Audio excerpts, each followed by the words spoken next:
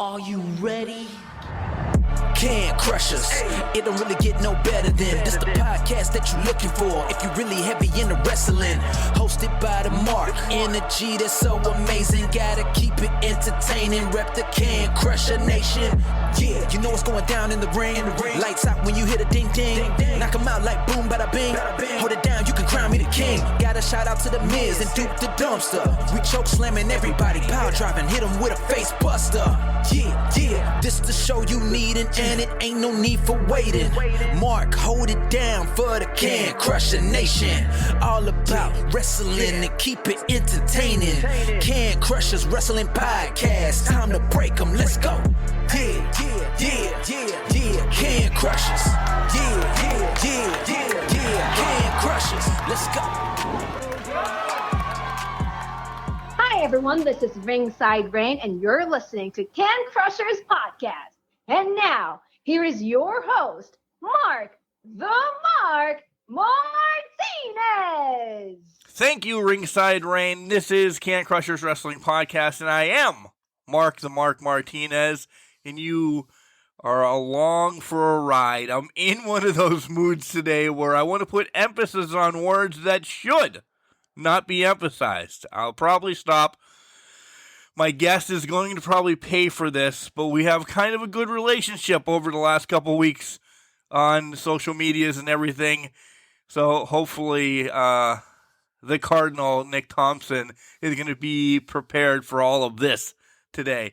This episode is going to soar to new heights, fly through the crowds, knock down Superman, and whatever else goes on in the air.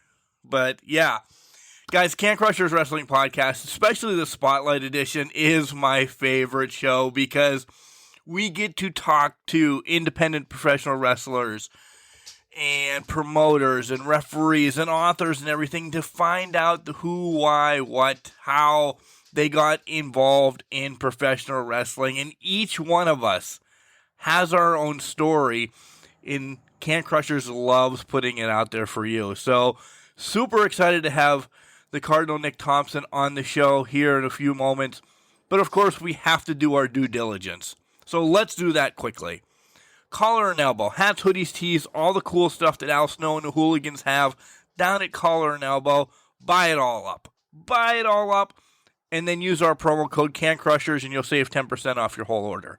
Capital C in Can, capital C in Crushers, you'll save 10%. Don't forget, Christmas is right around the corner. Guys, do you believe this? We're in November. Where has the year gone? It is just flying through. It's unbelievable. But Christmas is right around the corner. Buy some stuff from Collar and Elbow, or if you're using it to buy me a present, that would be all right too. Yeah. But we also have a WWE affiliate, WWEshop.com. It's in the show notes. If you're going to buy anything, all you have to do is click on that website. My God, Mark is struggling today. Really struggling today. I am. Use it in the show notes. You'll be able to go buy whatever you want. It supports the podcast. And as transparent as we are, some things you'll get a discount, some things you will not. I cannot tell you what it will be or what it won't be. So just to let you know, we're very transparent. Where can you listen to us? And you're like, God, I hope I never listen to this guy again. Why is the Cardinal Nick Thompson on this show? I don't know. He'll probably pay for it at the end of the interview. But you can hear us on Spotify, iHeartRadio, iTunes, everywhere podcasts are, and Podurama, which is the first to get all Can Crushers Wrestling podcasts. So if you sign up for it now, a lifetime membership, you'll get 50% off, and it's seamless, guys. It runs from your iPhone to your Android to your computers, your laptops, to Alexa. Everything just continues to play, and this, instead of having to start podcasts over or whatever, yeah, man, this has probably been the struggle bus of intros.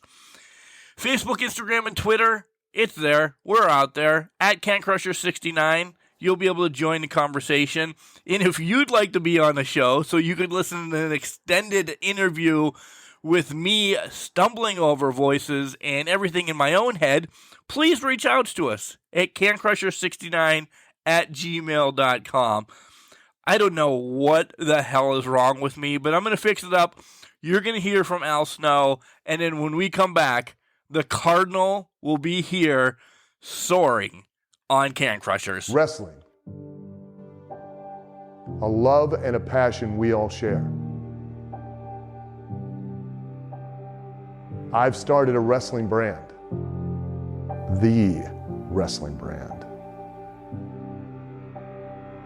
A brand founded on the aspects of wrestling. Two entities working together to create a product that connect emotionally for people everywhere. Collar and Elbow is the brand. Passion and love for wrestling is the drive. I am Al Snow, and this is Collar and Elbow, the wrestling brand.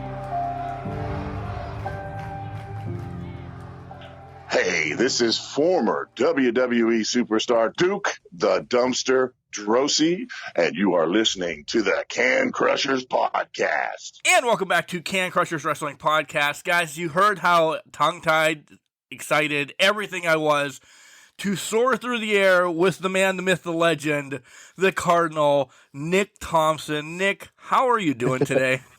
I'm doing great. Thank you so much for that introduction. That was probably the best one I've had so far. That's because I've had you on hold for way too long, so I had to kind of stroke your ego and pat yourself on the back because you've seen this train wreck all of a sudden, right? Yeah. Yeah, thanks. Throw me right under the bus. You just said, no, it's okay. Yeah. No, it's okay. Nice. All right. How's everything going and all of this before we get into wrestling? Longest reigning champion right now. You're just like kicking ass and taking names. Thank you. I appreciate it. Everything's going good. You know, I'm always hungry for more, but you know, I'm doing my best. Mentally, I'm there. Physically, I'm there. I'm probably the most motivated I've ever been in wrestling, and I can't wait for the future. I'm excited. And yeah, I'm trying to just live my life outside of it too, but wrestling is where I want to be. So I like what you just said, so I'm going to revert back to that before we get into the real interview and everything. What has you the most motivated right now? Did you eat your Wheaties this morning, or what has got you up in arms? I think what it is I've just been, the people I've been wrestling recently, I've been learning from, and they have put me to the test probably more than what I have been in the past. Like, because, you know, like as you keep doing more and more wrestling, you learn more, you give and take, and you take from other people, and you get different mindsets and stuff. And I think that like I'm learning both the, I guess, business aspect and also like the actual like physicality, and they're helping me out every single way I go, and they're making me the best I am. And seeing that and hearing some of the feedback, it's been very motivating for me to keep going, and meeting all these fans and people telling me I could be their favorite on the card, or that they didn't like my match or something, but still that feedback, it just motivates me to keep going. That's great that the fans are already in your ears, because I love when fans come up and talk to. This is the gist of the spotlight. So fans get to know the indie stars, and you can tell your story and everything. And I love that they're already up talking to you, saying, hey, man, whatever you're doing, this is great. Maybe tweak this or this for the fans' perspective. And you're open to it and not like, yeah, I'm a wrestler, shut up, get away. You got a great head on your shoulders. Thank you. I appreciate it. I always think like the fans are what make me. They're what make the performers, and if they give me some type of feedback like, hey, you know, you may want to tweak this, or oh, I loved what you did, or can I get a picture with you, and all this stuff. Because I remember when I was a fan, and I still, you know, we all watch WWE and the higher up, but like, I remember a couple times I would meet somebody and they gave me like a bad taste in my mouth, and I'm like, I do not want to be that person. So that also motivates me, because without the fans, I know a lot of people say it, but there is no me, there is no pro wrestling, there is no, independent scene, So I hear you. And we could go down a path, which we're not going to, of people that have rubbed you the wrong way. I have a list of superstars that when I met, I'm like, man, you are just not my cup of tea anymore. yeah. I won't name names, but I will say probably the best person I've ever met in my life.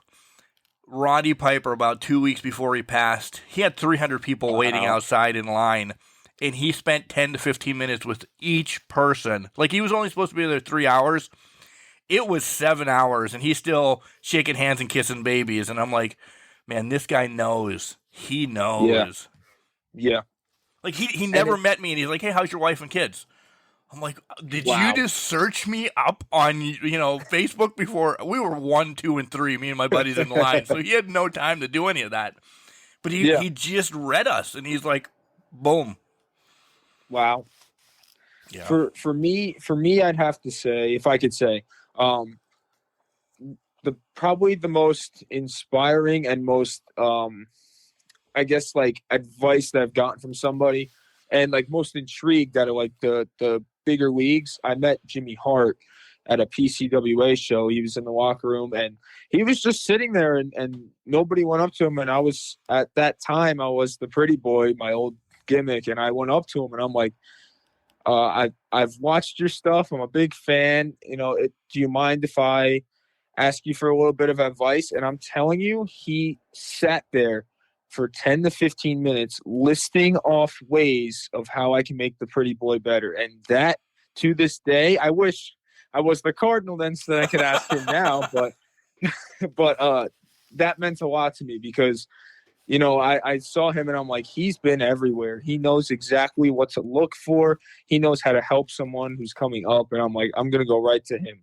And I'm forever thankful for him even taking the time. He didn't know me from the next person. And I told him, and he listed off a bunch of things. So that's great. And that's a mind. And not saying anything against anybody else, but Jimmy Hart has been production in the ring, around the ring. He has done everything literally in the business. And just to spend 10, 15 minutes with you has changed your life.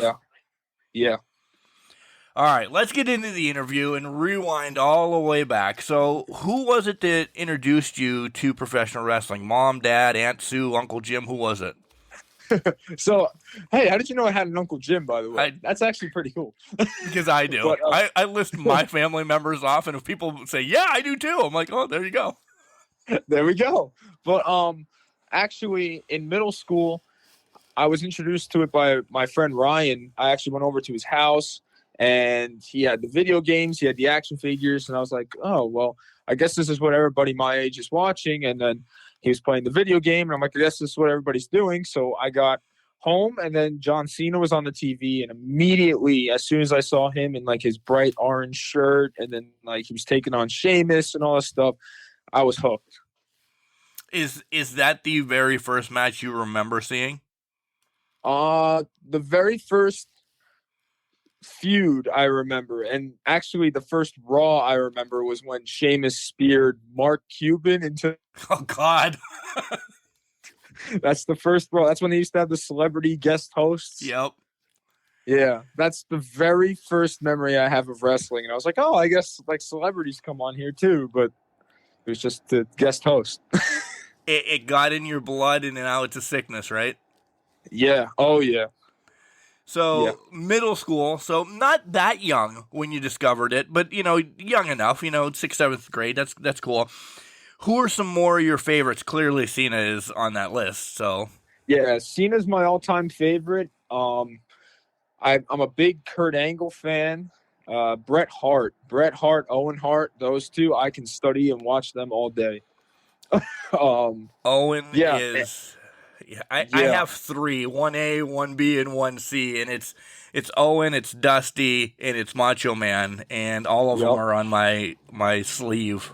Owen is the Blue Wow. Blazer, though. Yeah. That's awesome. Yeah. For me, Cena, Brett, Owen, they're on there. Kurt Angle, Edge is a big one for me. Even Macho Man, like how you just said, Macho Man was big, and you watch back and like even I think like a couple years ago they released like his promos before he got signed, and those promos like that's the stuff I like to study. Yeah. Yeah, we'll get into. We'll probably get. Well, let's just do your Mount Rushmore now. Let's just do it now. We'll skip All right. around and just since we're there, what's your Mount Rushmore then? All right, so I have to say Cena because he's my favorite. So Cena's up there. Taker's in there.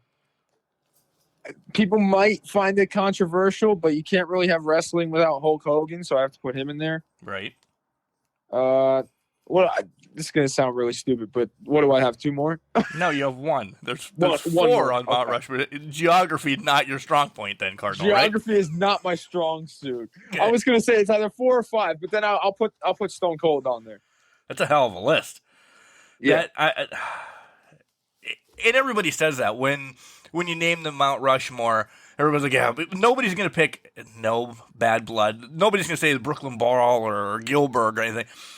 But Right. you have the faces of WWE at any point. So that's a hell of a list. Like that could be carved. Mine, everybody hears mine all the time, but so your mom and dad can hear them as well.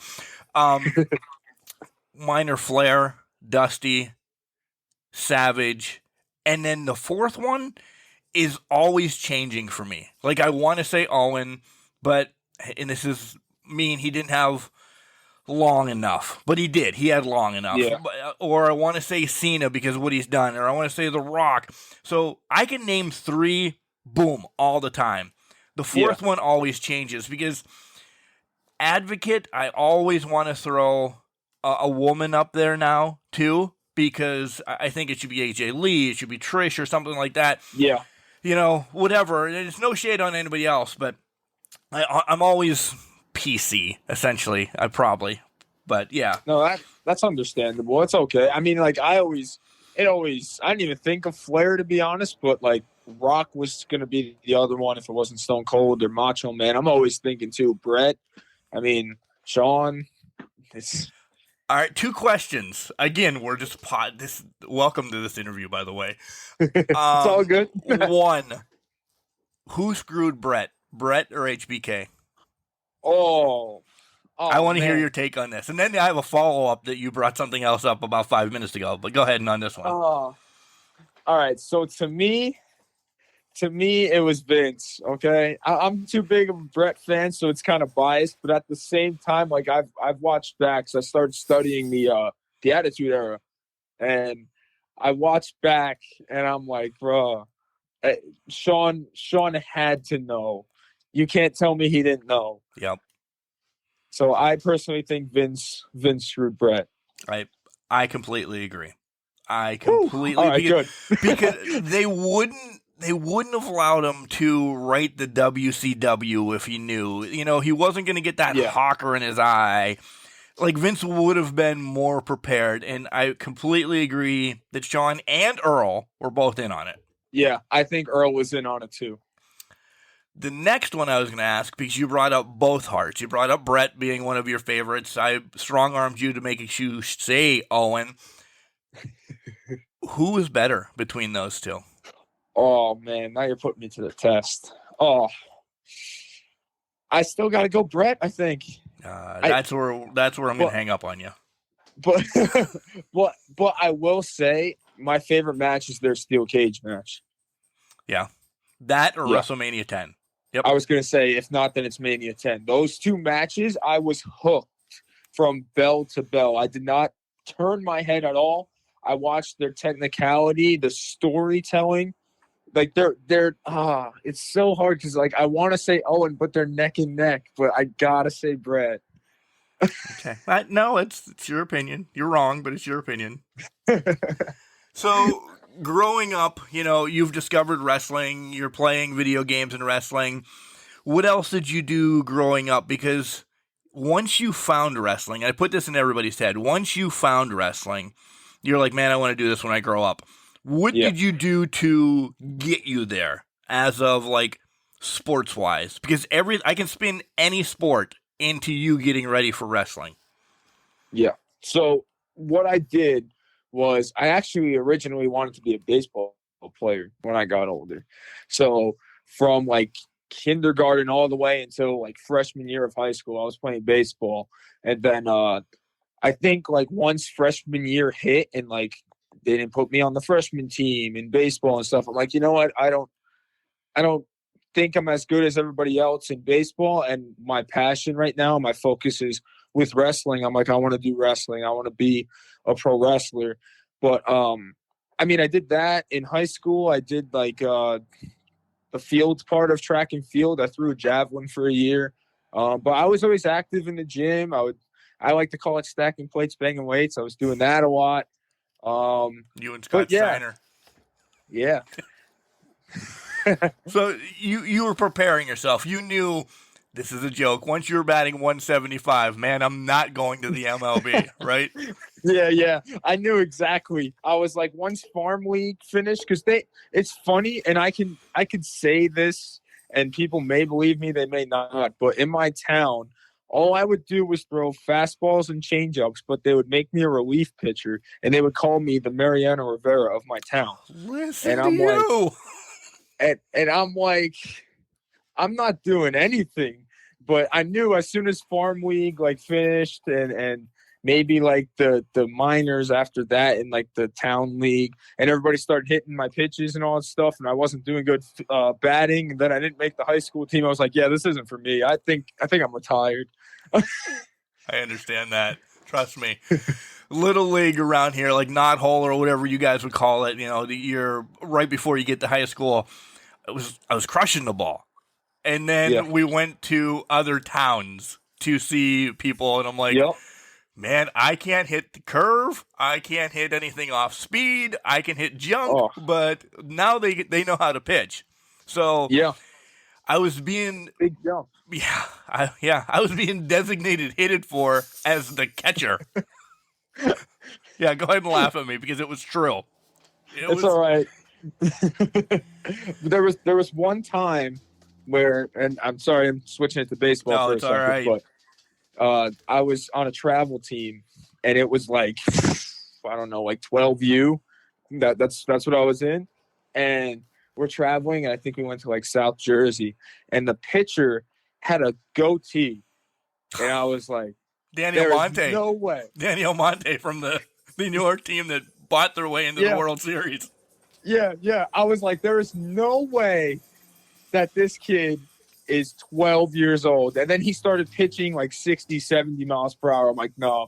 That was like the start of like, I know what I'm going up against. I'm not as good as that kid.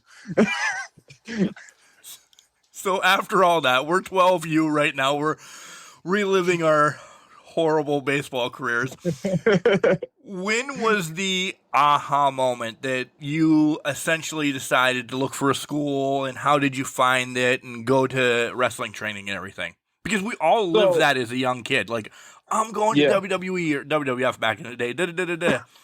I didn't go. I'm behind the mic. That's my spot.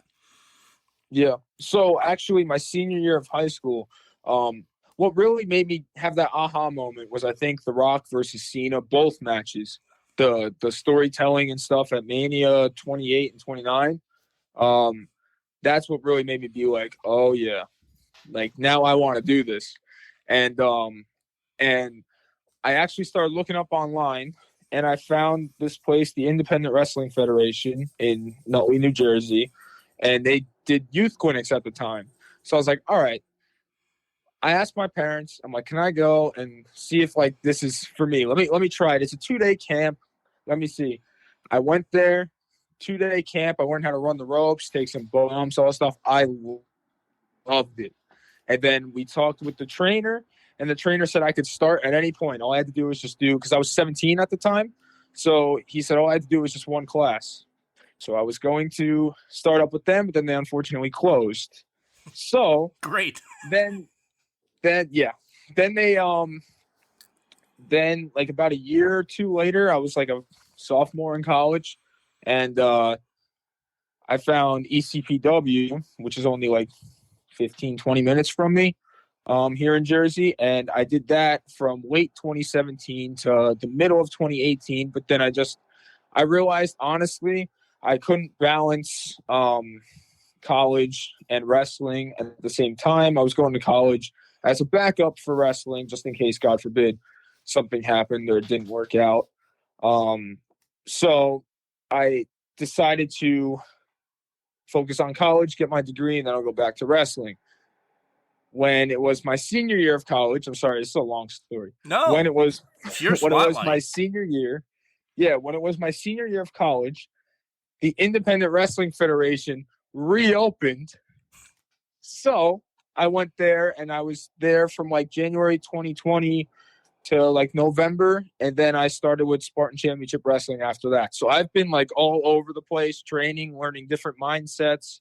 But yeah, to answer your question, I guess the two matches between Rock and Cena is what really, really kicked it, and I was like, all right, I want to do this. But that's one, a pat on the back that you knew that anything can happen in wrestling. It's a second away and you're not wrestling anymore. So that's probably mom or dad in your head saying, make sure you have a backup plan. So kudos to them. Yep, that was.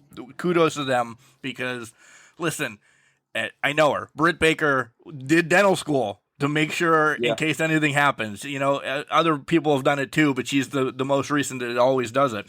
That's a smart thing to do. In a second, your wrestling career can be over, and then what are you going to do the rest of your life? So, great job. But you also, you got so much practice and so much training from all over the place that you just absorbed all that information. So it wasn't bad that you took a break, pseudo break or whatever. So that's great. Thank you. Yeah. And I always like, now there's some people in my hometown, because I've wrestled there a couple of times. Some kids have come up to me and they're like, hey, I want to wrestle. You have any advice?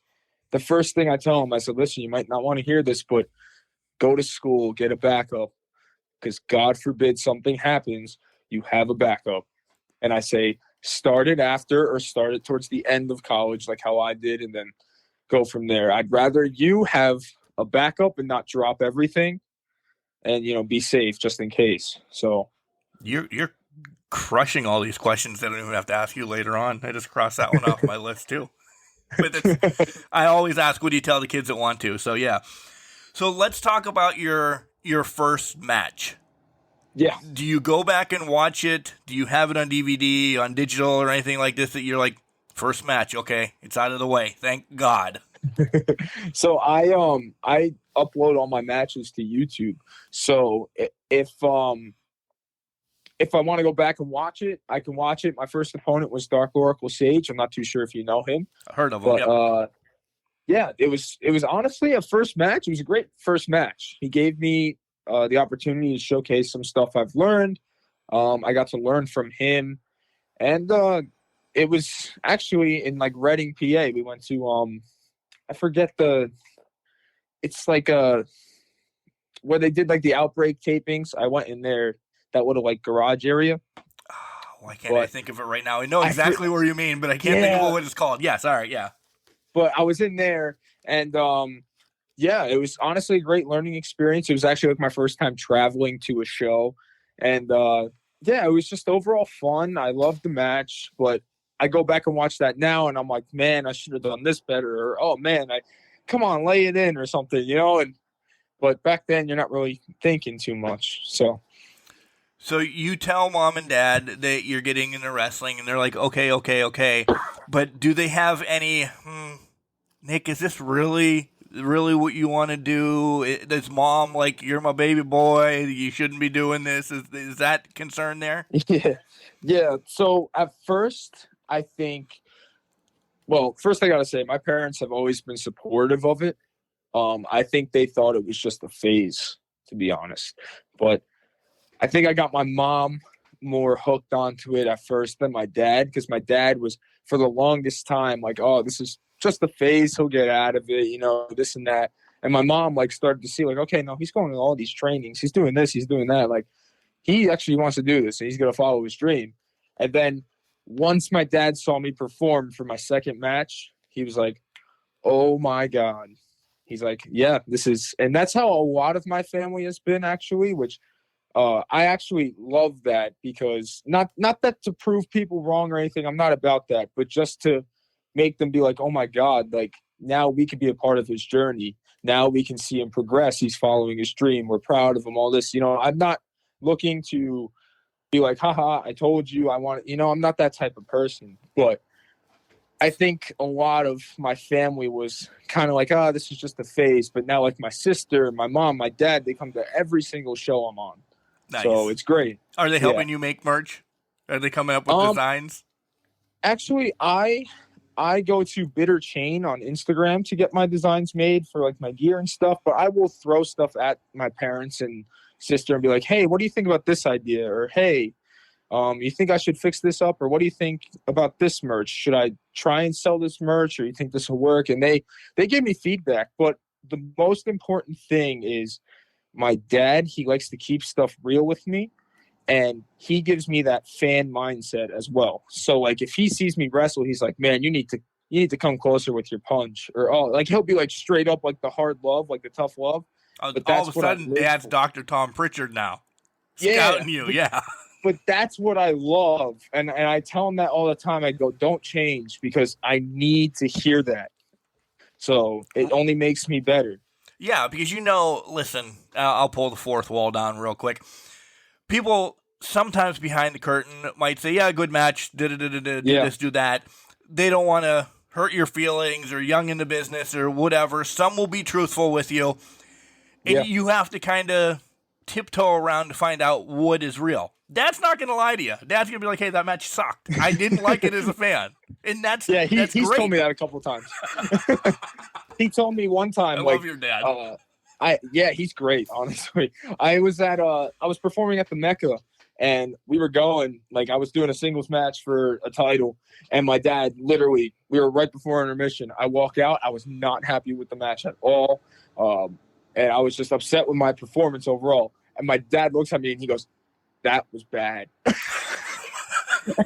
and he goes, you guys were slow. I'm like, oh, thanks, Dad.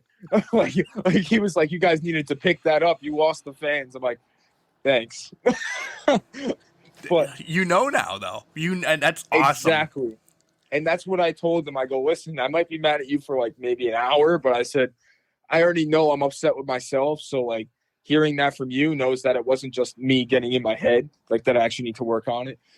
So I was like, so now I try and, keep going faster and stuff in the ring, but not like dangerously faster. But I always like think of that sometimes, like, all right, we need to get these fans engaged and, so. Right. You have, depending, sometimes you get 30, sometimes you get 60, Broadways or whatever. But most of the time you have 20 minutes to make. And I'm a mark. I really am. I'm in business, but I'm still a mark for myself, for you, for everybody.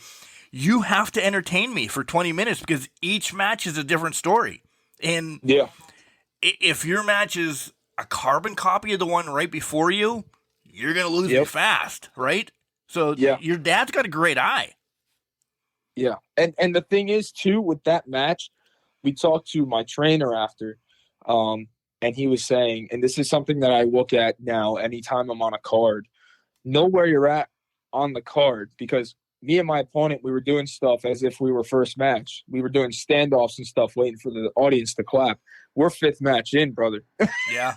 No one's going to clap anymore. No. So we didn't think that. So that was a learning experience for myself to be like, okay, now I need to know where I am on the card. What did they see before me? How can I make that different? And that's where I'm at now. This is the story I've been waiting for now. And I'm going to pause you because I'm going to give you three people. I'm going to ask who the Cardinal is, who's Nick Thompson, essentially. But I have three people, and this is where you're going to tell the whole story. Miz, because you talk so well. Your promos and everything. And I'm not saying that you're heel or this, that, or that. about speaking and everything. You speak so well in your promos, and I think he's one of the best. Thank you. I appreciate it. 2 is Jim Brunzell, because you can do aerial. I'm not saying you're big like Vader or anything, but you got his body shape and everything. So I instantly, when I first saw you and I did a little bit of homework, I'm like, oh my God, this Jim Brunzell is a younger kid. That's what I thought before I heard the promos and everything. And then I threw in Pillman Jr. too, if people are like, who the hell is Jim Brunzell? So essentially, Pillman Jr. and Brunzell go, those are the 3. When I think of you, when I watch some of your clips that you have on there, how close am I, or how far am I away? Ooh, I guess, I'm somewhat familiar with Jim Brunzell. I'm sorry, I'm a little young one, but I know. Thanks. That was a shot. No, that's okay. No, it wasn't a shot. You said it's because I'm for the younger people. So right. Like Pillman Jr. So, sorry, I didn't mean to say that. But no, it's okay. I'm joking. But Pillman Jr. So overall, I guess when I was a heel and stuff, when I was Pretty Boy, I was studying The Miz, MJF, Tyler Breeze to try and get like that cocky, and I still have that cocky type of I guess attitude a little bit. Yeah, attitude, character when I'm a heel. When I'm a babyface, I'm really trying to get people intrigued. So you kind of hit the nail on the head right there with The Miz, and also Pillman Jr., because I'm not, the way I look at it when people ask me, because I've had a bunch of people ask me, you're a Cardinal but you don't fly, and I'm like, listen, I'm going by the old school. I'm big on 80s, 70s wrestling. And I'm like, look at someone like Jimmy Snuka. The guy his nickname was Superfly. And he didn't really fly until his finish. I said, I saved the big flying part of the Cardinal as my splash for my finish. So I'm trying to think back that way. And like, yes, sure, I want to be able to fly a little bit more in the ring. But I also... I know what I'm capable of. I know that that's not my strong suit, and I know that I can still give them a little bit of a show by going up in the air, but it can be as my finishing move. So it's kind of like a mix of all 3, I guess. Yeah. So you're saying I nailed it then, right? Pretty much. Freaking nailed it. Yeah. Yeah. And those are just clips, because I didn't know you had a YouTube, or I would have studied you more. So those are just the clips on Instagram that I got this from. I'm getting all right with this, by the way, Nick. I really am. Yeah. So, the Cardinal. I know the story, by the way, but I love it. You need to hear it. Tell us about the Cardinal. Yeah. So, the Cardinal name came from, I'll just say it, I'm from Pompton Lakes here in Jersey, and the mascot for my town is the Pompton Lakes Cardinals. So, it was kind of like a hit home thing for me, because the Cardinal, I want to be able to represent my hometown, make Pompton Lakes something on the map. I know there's some that came out of Pompton Lakes, but I'm trying to really bring it out there so people know exactly what it's about. It's a nice, close-knit town. Everybody pretty much knows each other, and I love it. But really, the Cardinal came from my grandma. Her favorite bird is a cardinal. And unfortunately, when my grandpa passed, they said that anytime you see a cardinal, they said this to my grandma, anytime you see a cardinal, that's him. So that's why it's her favorite bird. So that I hold them near and dear to my heart. So that is pretty much the reason why the Cardinal's there, because I want to represent and make my grandfather proud. And also, just make my town proud. And it's a whole sentimental thing. I know, I just got the shivers because, listen, the same thing is said in our family. When a cardinal, listen, we don't see many cardinals around here. Okay, so when you see one, it's noteworthy, and it's my mom, it's my grandma, it's my grandpa. Because every day it all depends on what's going on. I know what cardinal is coming to see me if I see a cardinal. You know, I'm like, Grandpa's telling me to settle down, this, that, or the other. Yep. And you want to know something too? Like, I don't know if you believe in like the psychics and all that type of stuff. You don't have to tell me, but my grandma, she goes to a psychic every year, and I tell her every year, I'm like, please, because my grandpa comes through, and I'm like, please tell me if he's proud or if he okays me wrestling. Right. And they always said that when you found a dime, that's him. And when I made my debut, I found a dime, but I never got any answer if he was okay with it. This year, he came through and said he was proud of me. So I'm like, okay, now I know I'm doing the right thing. Now I know I'm representing him well, and I'm just going to keep going with it because I think we're on a high right now, and I'm really trying to keep it that way. I do believe in all of that, by the way. Yes. Signs, numbers, when you're having a bad day and like the 444 comes up, that's like my angel number and everything. It's mom saying something to me or something. I live by that. I really do. So yeah, told you. I still have the feels right now. All right, let's take a minute away from wrestling and not dive completely into personal, but like, what's the Cardinal do day off stuff? You don't have school, you don't have any of this, you don't have any. When you're relaxing, what do you do? Honestly, it's hard because like a lot of my time is wrestling. So I mean, when I'm not doing that, I'm either watching TV, but 9 times out of 10, it's probably studying a match. But if not that, I'll hang out with my friends. We'll go out to like the movies, or we'll go out, I don't know, to like maybe Dave and Buster's. We'll hang out there, the mall, and just walk around, catch up with each other because we're all busy now. I work.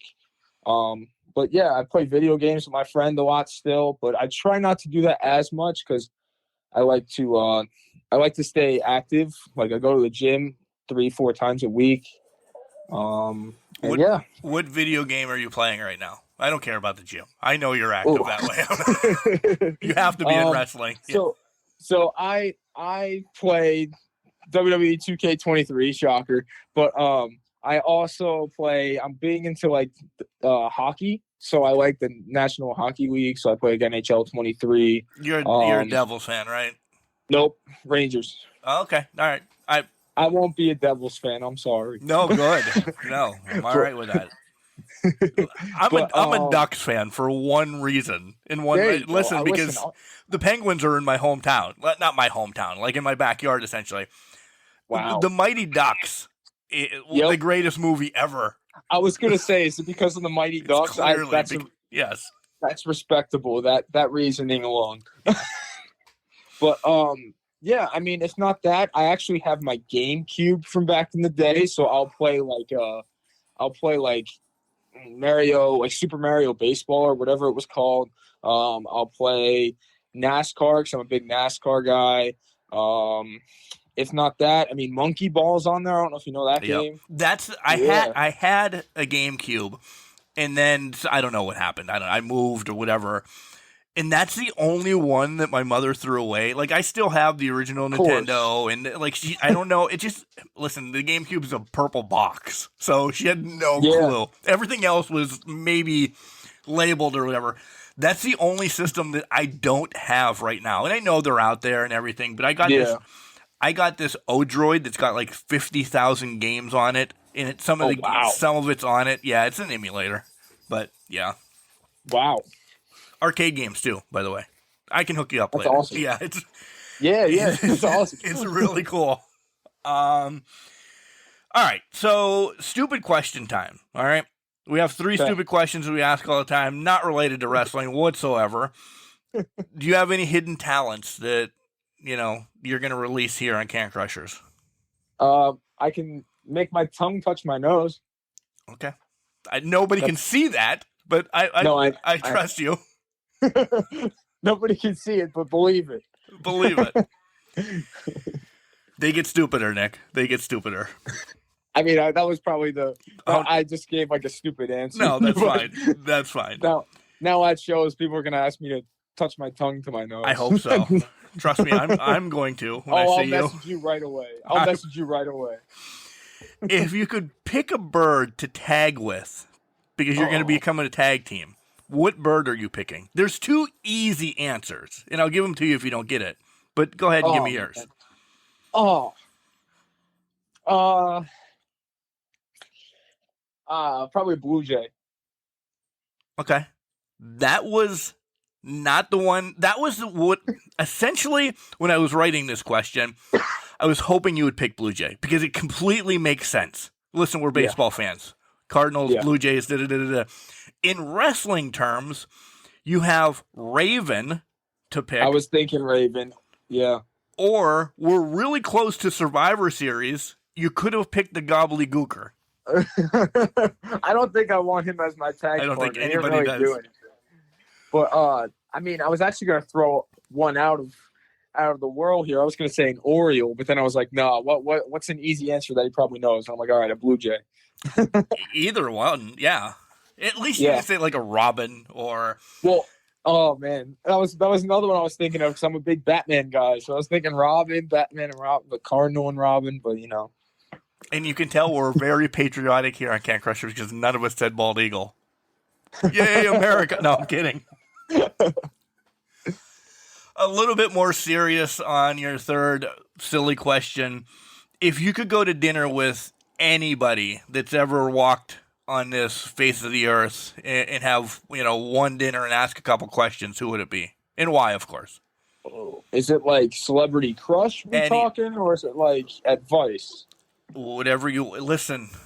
If you're asking me this question, and I'm going to bring it sentimental, if I get one more dinner with my mom, I'm taking it. So if you want to say grandpa or grandma or anything that, yeah. I'll probably say my grandpa because I just want to hear back from him and talk to him and see exactly like how he's doing and all that stuff. So yeah, I'll go with my grandpa. Okay. You've won my heart over, by the way, and that sounds weird, I know, but nonetheless. No, it's all good. Yeah. You got a great head on your shoulder. All right.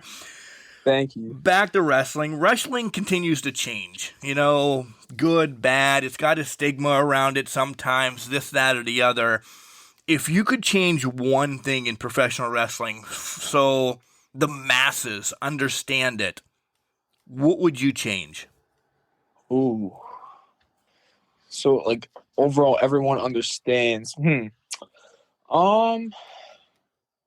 don't really know. I mean, maybe, I guess, because people are so used to, like, maybe amateur wrestling, maybe doing a 1 instead of a 3 for a pinfall, but the 1, 2, 3 is probably the best thing, like when you get a pop for every time 1, 2, 3, So, I mean, I don't know. That's a hard question.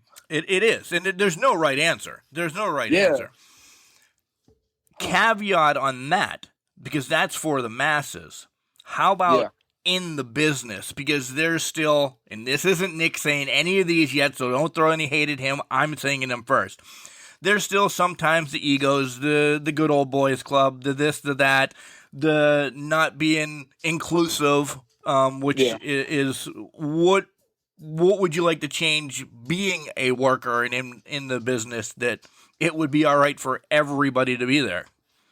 I personally think just like I'm always very supportive, and I think a lot of this community is supportive, but I also see that some people may not be, and I think that we should all just like take a step back and just be like, we're all in this together, like we're all doing this this whole thing called wrestling that we love.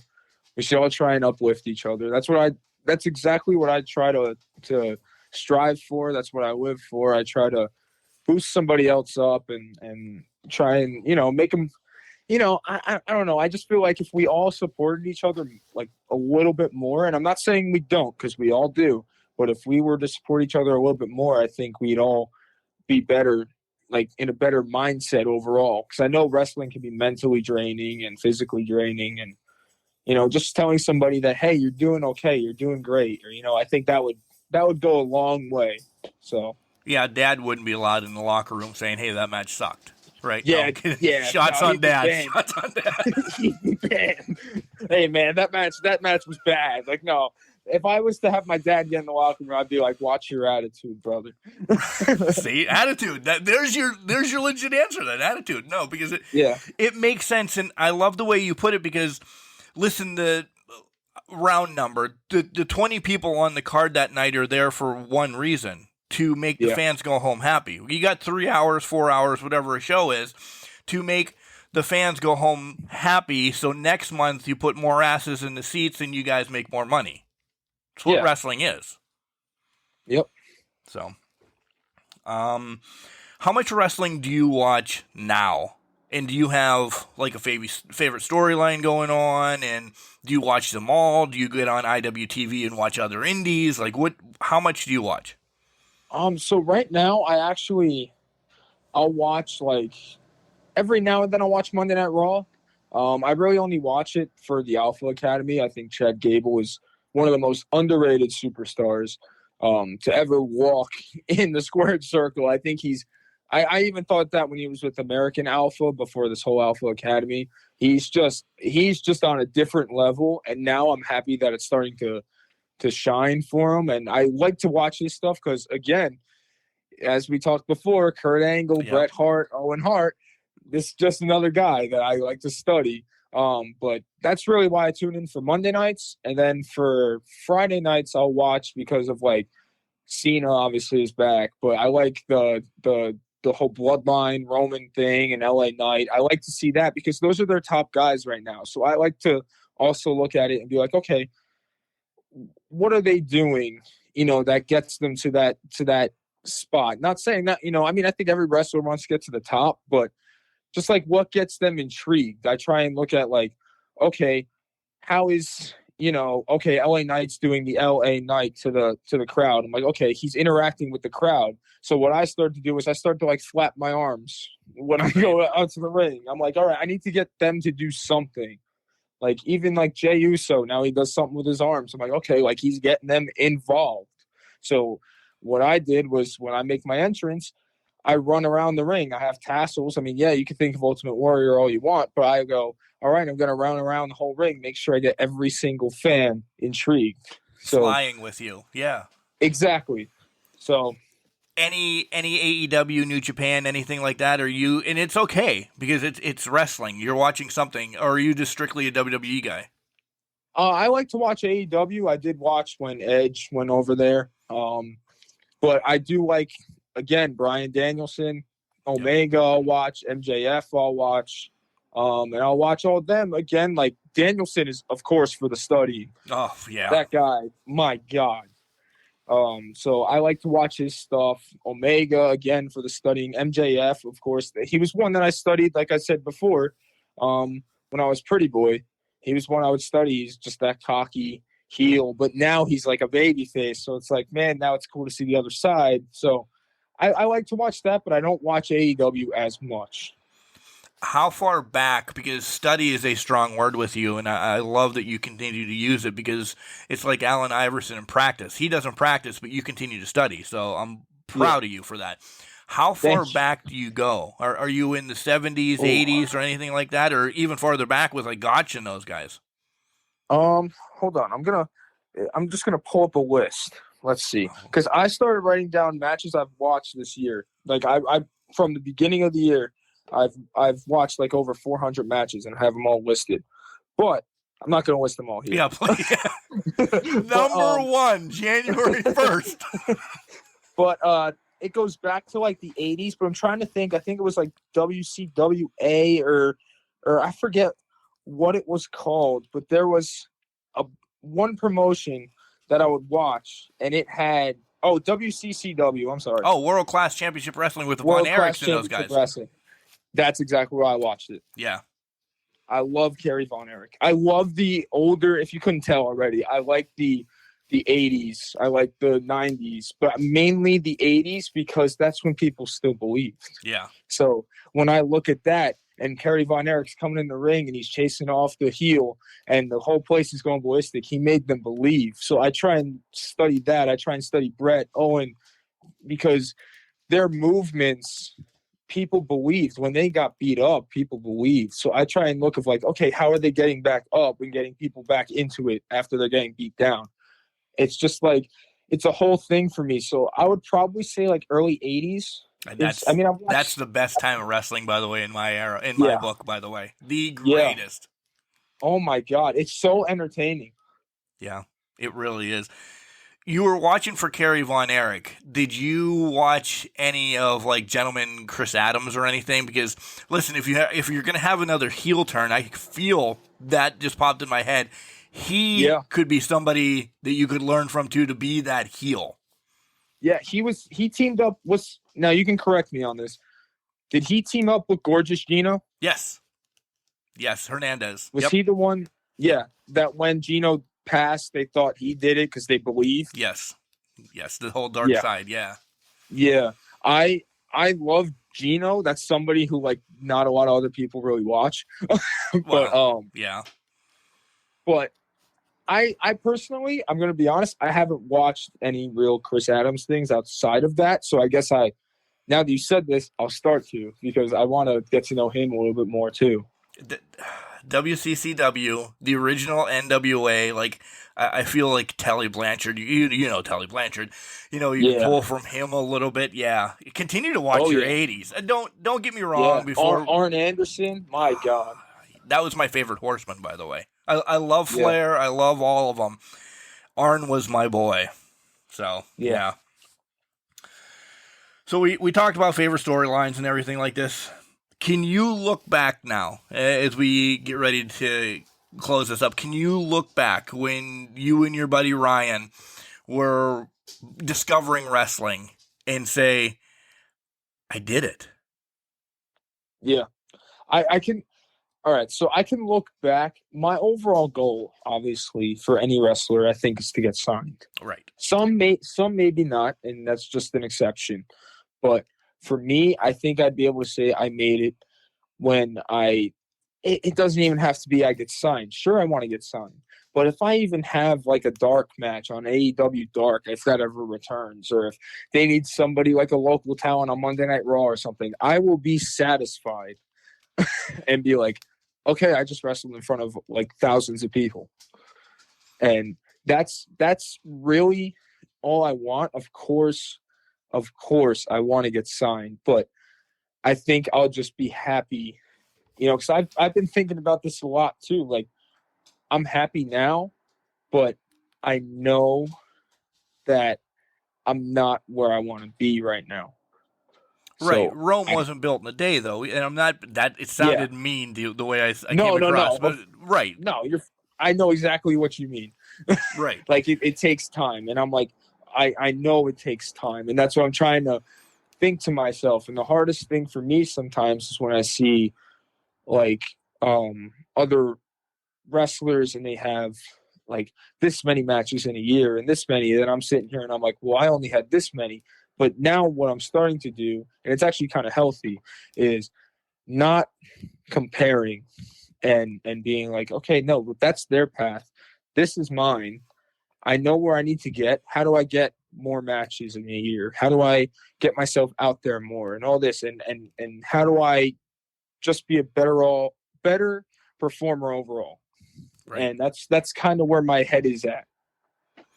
So you said main goal is definitely get signed. That's clearly every wrestler's. What is goal for the rest of this year and then end it at like 2024? And I know to get signed by the end of next year to get signed would be amazing. But again, Rome wasn't built in a day. Travel? So, like, would you like to go to Canada, overseas, anything like that? Yeah. Oh yeah. So I already wrote down some goals for next year. I want to have more matches than what I had this year, which was like 19 or 20 actually, which it seems like a lot, but to me, I want more, So I really want to go to Canada or the United Kingdom. I actually had the opportunity like a year into the business to go to the UK, but I was just so nervous that I turned it down. And I was kicking myself, and I still am to this day, that I said no, but I'm hoping that opportunity arises again. I am going on a plane in about 2 weeks for an event in Georgia, which I'm very excited for. It's going to be my first time traveling on a plane for wrestling. So I'm hoping to do more of that next year. I've made some good connections. So I've asked like some people who used to be in the NWA and stuff, and I'm like, hey, this is where I'm at in my career. I'm traveling now for the first time, and they're like, you're on the right track. So as long as like I keep doing what I'm doing, I think I'll be okay. But yeah, like overall goals by the end of this year is honestly just to go out with a bang, finish these last few bookings I have, give it my all, get more people to know my name. And then next year, of course, get more people to know my name, maybe go overseas, and just travel more on a plane or just wrestle for new promotions, get my name out there, and people can know my face. So, yeah, that's great. I've said it a couple times, and I know you're like, all right, you're beating a dead horse, but you got a great head on your shoulder. Again, that this is it takes a minute to get there, but you have that path, kind of carved for you. You have connections, so that's great. Thank you. So now this is where I want, and I think I might know it, but I'm going to make you tell me first. Yeah. Dream match, but I also put a caveat on it. Stipulation of that dream match, and then where do you want that dream match? Ooh. All right. So if we're going like overall dream match, of course I want to take on John Cena. Yep. I don't think it's gonna happen because the guy is like almost 50 and he's gonna retire soon. But I would like to WrestleMania, me versus John Cena. Maybe I have like the U.S. title or something, and it's title versus career, and I retire the guy. Okay, that's my dream match overall. But if we're talking like the indie scene, my number one guy right now that I want to face is Brando Lee. Okay, why? He's one of those talents where it's like he's going places. He's got the charisma. He's got the look. He's very, very knowledgeable of the business, and he gives me advice. Like, if I talk to him, he's another one. He'll keep it real. Like the other day, I messed up on something. He's like, all right, now you just know what not to do next time. He's like, keep studying that and know exactly what you did. And he gives me that type of advice that I won't get really from anybody else. Because like you said, you might just get like oh, good job. No, I need that heartfelt, that hard love. And he's just somebody who I think we could go out there, and I think it'll be more fun than stressful. So he's definitely there. I wrestled with him in SWF. I'd love to have the match there. I mean, he's the Cruiserweight champion. Not saying the Cruiserweight title has to be on the line, but it wouldn't be a bad idea. It wouldn't be a bad idea, but just me versus him in general, I think I could learn a lot from him. Okay. That's great. I love the Cena one that you're going to retire with a U.S. title. I love that you understand that the U.S. title means so much to Cena, too. Like, he's 16-time, da-da-da-da-da-da.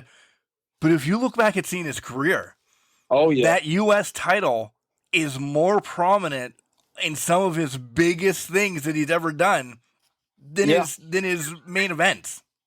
And you realize he didn't say Intercontinental title because then I'd have to make him win because he hasn't won it. Right. So I said the U.S. title for a reason. But by the way, you were talking about Gable. Gable should have been the one to beat Gunther, by the way. Oh, and I think he's going to be. I think we're going to rehash this, but it was too hot at that moment. They should have pulled it and said, "Let him do it tonight," because it was just that's almost like match of the year candidate. By the way, first match. That was one of those matches again. Like you asked me before, I've not really sat there and watched Raw. I try and watch the 80s stuff when I can or matches on YouTube or something. But when I saw it was Gable versus Gunther, I was like, no, I have to watch this because I know Gable's going to put on the performance of his life. Yeah. So I'm like, I need to watch that. So when I was hooked with that match too. All right, this is your time now to tell us your socials, where you're going to be here in the near future, merch, if you would ship out to people and all of that. So I'm sure you know this part. So go ahead. Yeah. So on Instagram, I'm at Real Nick Thompson. On YouTube, you can type in the Cardinal Nick Thompson, or I believe I am at Real Nick Thompson on YouTube as well, because now they do the little @ thing. Yep. But on Twitter, I'm at Real N Thompson. I try to keep it all the same so that people can know. You can get my merch at prowrestlingtees.com /Nick Thompson. I also do sell them at shows. I I could ship, but with shirts and stuff, it's probably better off just to get them there on Pro Wrestling Tees. But if you want like a signed 8x10 or trading cards, or I have like a Cardinal sticker, if you want any of those, I do ship as well. I have 2 more bookings for the rest of the year. I have on November 11th, I'm flying to Marietta, Georgia for the American Warrior Wrestling Alliance, and I'm taking on a guy named SP the Ghost. I'm making my Georgia debut. That's a big one for me. And then on November 18th, I am making my debut for Intense Wrestling Alliance here in Nutley, New Jersey. I'm going to be in the inaugural Stan Novak Battle Royal. So that's where you guys can come and see me. And yeah. That's awesome. One, congratulations on hitting Georgia and crossing that off. And Intense, I'm excited to see this because I get a lot of film, well, not film, I'm not that guy, but I follow Intense a lot. So I'm excited to see Intense, especially with the Battle Royal. Yeah. Yeah, I was very thankful to have known someone who presented an opportunity, and I was like, yeah, I'll be there. And I've been wanting to get in the IWA for a little while, so I'm very thankful that the cards all played right, and it is happening in a couple weeks. Yeah, good for you. Did I forget anything that you want to bring up and talk about? No, I think that was good. Honestly, I gotta say, this is probably the most entertaining interview I've done. Thank you. I'm not even trying to kiss butt or anything. I'm being completely honest here. Thank you. That's what I try for, because we get to know about you wrestling in and out of the ring, who you are a little bit, and where you're going to go. That's what the spotlight's made for. And listen, pre-recording, I was a train wreck with Nick. Nick, throw me under the bus, right? I'm like, hey, let me do. I was like, I came on almost drunk. I'm not going to say anything. You not saying anything is giving it away. So yeah. Nick, I've had a blast. Thank you for reaching out. Thank you for so much. Coming on the show. It's been a blast. And thank you so much for, alternating with my schedule. I'm sorry about last week, but this was a blast. Yeah, notice, fans, it was his fault last week. That's why we had to make up some cockamamie show last week. I will say it right now. The Cardinal Nick Thompson is at fault for missing last week. Do not blame Mark. No, it's okay. Listen, life sometimes unfortunately gets in the way of wrestling, and we hate it. But we pivot. We're good. Thanks, Nick. Thank you so much. Hey, this is Jumpin' Jim Brunzell, and my favorite podcast is Can Crushers. It should be yours too. Ladies and gentlemen, the Cardinal Nick Thompson. What an amazing young man. Talk about having his head on his shoulders about everything. Life, wrestling, maybe not baseball as much, but everything. Just a great human being, first and foremost. Inside the wrestling ring, he's awesome. How about me pinning it just with a couple clips from here and there to knock it out of the ballpark, essentially. The Miz, Jumpin' Jim Brunzell / Brian Pillman Jr. Yeah, I got this. Heading to Georgia for the first time here in the near future, crossing that off his bucket list and knowing that Rome wasn't built in a day. Just hungry for that dark match. To be signed is awesome, but get that dark match so he can show the others what he can do. Talk about somebody that's going to be on that PWI 500 list here in the near future of people to watch, people that you should just be engulfed with. Head over to YouTube and watch his matches, guys. If I knew he had a YouTube ahead of this, I probably would have watched more. But he didn't tell me that. But that's all right. Nick, you're all right. Guys, this is what Can Crushers is about. To hear the stories about how he got into professional wrestling. And I spoiled it because I knew the Cardinal story, but I really wanted you guys to hear it too, about what the Cardinal means to him. And you take some of that, homebody that you're taught throughout life, and then you just make your persona, fighting for his grandma and grandpa, essentially. And that's the dad feels that you get on Can Crushers here, that it just means so much. Guys, support Nick. Follow him. You'll probably be seeing more of him. He's going to come back on here in the near future, probably in the midst of next year, talk to them, see what's going on and everything. But yeah, guys, I love this one. A lot of banter. Baseball was thrown in, video games as well. You know how we are. Remember, just because you're trash doesn't mean you can't do great things. It's called the garbage can, not a garbage cannot. Make sure you tell your loved ones you love them, because you never know.